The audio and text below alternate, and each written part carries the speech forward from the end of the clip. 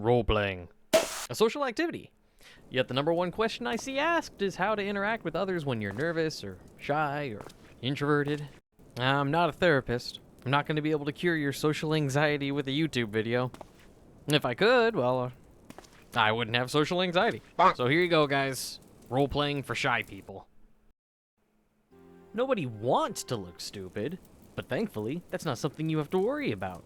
Because we all do. We all look stupid.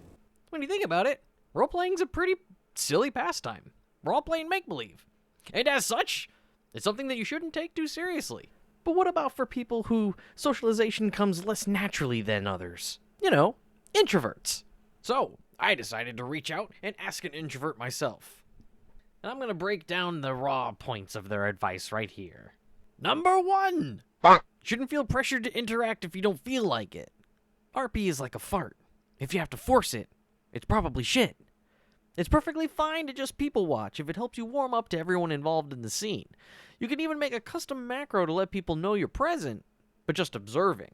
It's one thing if two people tell a great joke, but it's another if someone's there to witness it. Number 2, give the community a shot. For some people, social anxiety follows you in-game. And even though a venue put up a party finder advertisement and there was a person to greet you at the door, you still feel intrusive. It happens to a lot of people. If you ever feel this way, just know that venue owners live for seeing a new person walk into an establishment. The fact that you took time out of your day to wander into their make-believe tavern probably makes them happier than you even know. You're brightening their day as much as their performance brightens yours. That said, a smaller, more intimate venue is probably a better choice than a busy club. The text box in clubs tends to move incredibly fast, so actually keeping up with a conversation can be a little difficult.